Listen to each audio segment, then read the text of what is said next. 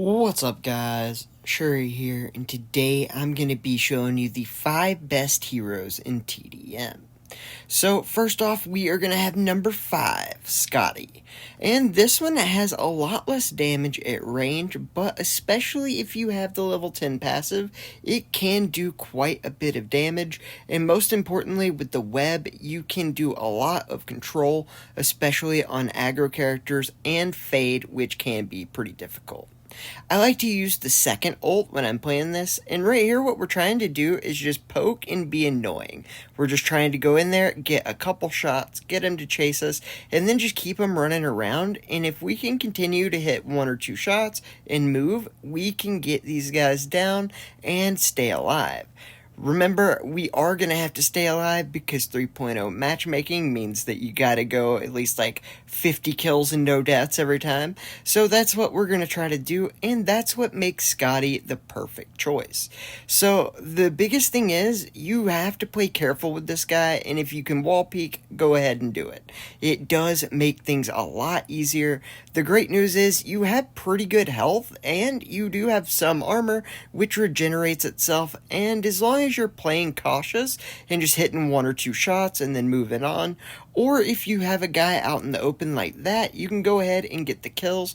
But the most important thing is just keep your distance and make sure that you're in that medium range. You have full damage on the target, but you don't have all of the dangers associated with getting in too close. We do end up dying there to the ultimate, and we see the Osis using his ult. We got to be careful here, and since the Osis is willing to peek out, we are going to try to get him with a wall peek, and I mean, that's just unfortunate. It's a really close game, and I've only died once, so I am trying absolutely harder than ever, because if you're +6 and the game's tied, you don't want to die. Either way, what we're going to do is wall peek down the turret from Sindri, and I definitely suggest you always wall peek the turret. The reason for this is you don't really do enough damage to kill the turret faster than it'll kill you. I mean, you can, but it's really close. And then if you do that, you're going to have almost no health. So what you want to do is you want to wall peek it. Turrets cannot hit Scotty when it's wall peeking, and it's just the better way to do it. Right here, we do have the Sindri to nothing, but the Osis just keeps doing this stupid thing where he throws a smoke on me, which is really smart on his part. It keeps me away from my little wall glitch, and I have to actually move out. It's very good play by Neutron, but we are able to get away from it, thank God, because that was annoying. Either way, we do get the fade to half health, and he's going to have to play a little smart and get over to the left side. I'm still worried I'm going to get sniped, so I'm just trying to figure out where that Osis is and stay out of his line of sight. Haven't seen him for a while, so I'm kind of worried he's going to the right side, but I still can't end up finding him. I do go for the heal in the middle, and I am just looking for that Osis at all cost. Luckily, my teammate does find him on the right side, so I know to go line of sight and just wait. Remember, you want to be in that medium to close range. You have your web and a lot of damage from your passive that can go in, and you can get these quick kills. You just got to play smart and cautious, and you'll end up getting those kills with Scotty. We go 9-1, and Neutron doing a great job at 4-3. Fade is just really hard in TDM, and especially if you're playing against Scotty, which is one of the things that makes it so good. So, next up is going to be Shell at number 4. And Shell is a unique case. It's pretty similar to Ya in the way that you want to wait until you get your ultimate up, and then move in with devastating force. You can kind of start the engagements for your team because you can shadow walk in there and then get there. As soon as you get that first kill, everybody's on notice to watch out for that Shell. So we do get behind the Walling before he can react. We go ahead and get him, and then we're going to just go in and try to do some damage and peel off the Gloria and then get out. And that's the biggest thing that you got to learn when you're playing Shell is get your kill and get out. Don't try to take everyone on. You're not going to be able to. And the cool thing about Shadow Walk is it rejuvenates the cooldown as you do damage. And so if you use it to get into somebody as you're shooting them, it'll usually be back off cooldown by the time you get the kill. So you can Shadow Walk in, you can go get that kill, and as you can see, it's already off cooldown, and then I can use it to get out of there to go to a heal. And that's basically what you want to do. You want to hit and run everybody and wait for your team, especially, because if it's 1v3 in their side, you're going to be screwed. But right here, I'm waiting for my ultimate. As you can see, the second it pops up, I Shadow Walk in, do some damage, and throw all three of them up in the air, and we do end up getting everybody to one shot. The last guy expected to be dead. I'm not going to lie, I expected to be dead too, but we do end up killing him and getting the triple, and that's what you basically want to do, just over and over, and play as smart as possible. Remember, you can always reset and get your cooldowns back, so if you gotta use your Shadow Walk and go sit in a corner for a second, do it, especially because you can always get that cooldown back whenever you go in there.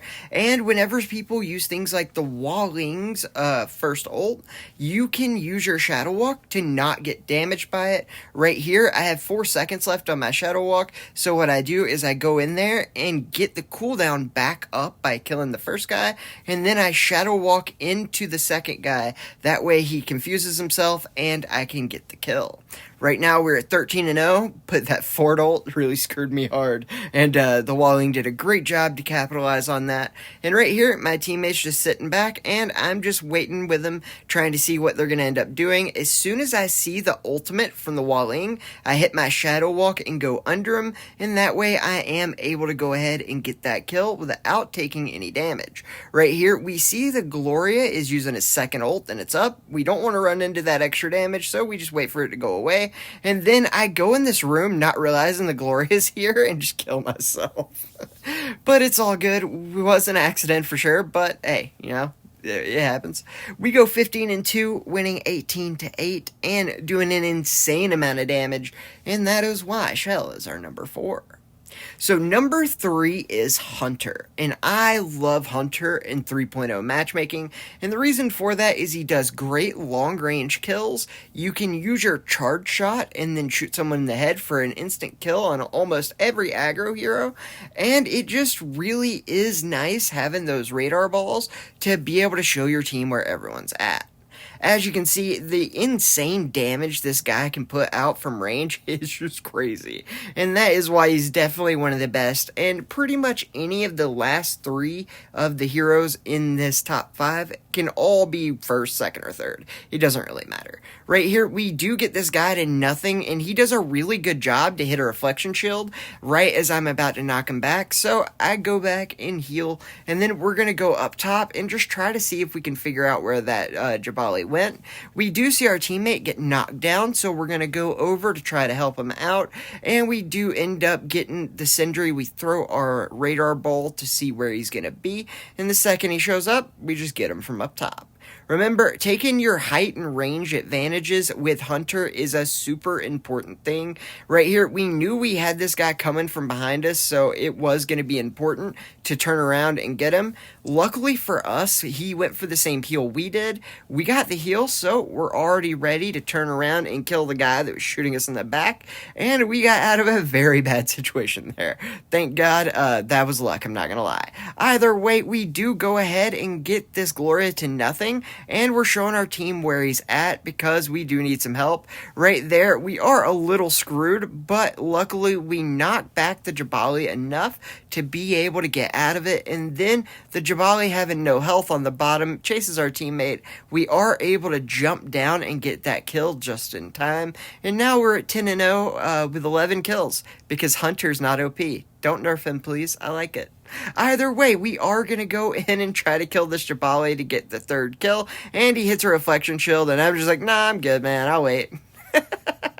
I don't need this knife. Luckily, we do end up killing him right before he ends up hitting the health bar. That's really unfortunate. Either way, we do get a heal, which was really good because we were kind of screwed there. But the best part about Hunter, in my opinion, is the fact that he has that armor at the end. It regenerates. You can do so much damage from far away, and then you can get a lot of it back. That way you only really need to ever take the smaller heals, unless you get really screwed. But, I mean, a lot of the time, you can just go hide in a corner and get a small heal and be back to basically full. And since we already have this game kind of in the bag, I'm going to push up and just try to help my teammates. We're not really in much danger, but I do want to make sure that guy's not coming from behind me, and he was. It's just the other way. And for whatever reason, my charge shot doesn't hit the guy, so he ends up living with 1 bar of health. It's just so unfortunate. Either way, we do get the kill and only 1 to go. We are going to shoot the Shabali, and when we see an easier target, we go ahead and try to take it. And then he hits us with an ult. Really? Like, man, I was going to have no deaths, and then at 18 kills, we literally get killed twice. Like, that's rough. Either way, we go 16-2 with 200,000 damage, only taking 27,000 damage, and most of that got regened by our armor. Either way, we are going to number 2, the Walling. And a lot of you might be wondering why Walling is not number 1, and you'll see. But the Walling is one of the best options, especially with the passive being able to see through walls, even if you're terrible and miss a bunch of shots on a Christina that doesn't know you exist, and a Gloria that also doesn't know you exist. But luckily, we do get it eventually, and an Iris that doesn't know. Man, I really suck at this game. But that's what's so good about Walling. Even if you're as bad as me, you can make it work. We do end up getting a little screwed over by the Walling ult not stunning immediately, so we do get killed by the Christina, but luckily we tee him up for our teammate, and now it is 6-4. And we are getting a little bit of a lead, and knowing our teammates are going to run and die, it is important that we come out there and stop them from dying. So we are going to go ahead and help get that jump shot onto the Gloria, and we do a pretty good job here to get that kill because Walling has a little bit of a weakness. It is only good in the closer to medium range with any amount of accuracy.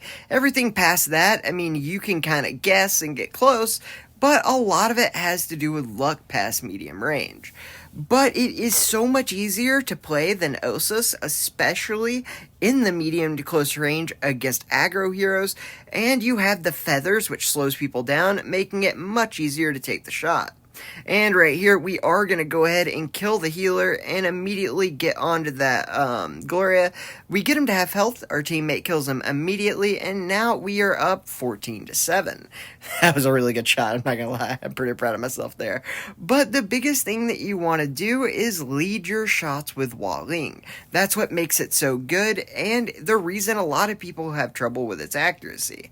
If you're not leading your shots, then it won't hit, and so you got to kind of put it ahead of the target. Right there, it was on the Christina's head and not in front of it, and that's what the same problem I was having that whole time was, and that's because I suck, and that's not Walling's fault. But you do need to get used to it, and it can take some time if you're used to other characters, but once you kind of get your distances down and kind of know that you need to lead your shots, it's not that bad. Right here, we do see them up top, and we're going to go over there, and somehow I hit the guy in the back. I didn't mean to do that, I'm not gonna lie, but I'll take it. 14-2, and we don't really do that much damage because every time you do damage, you're getting a kill with Walling, man. That character's nuts. But number 1 is Ya.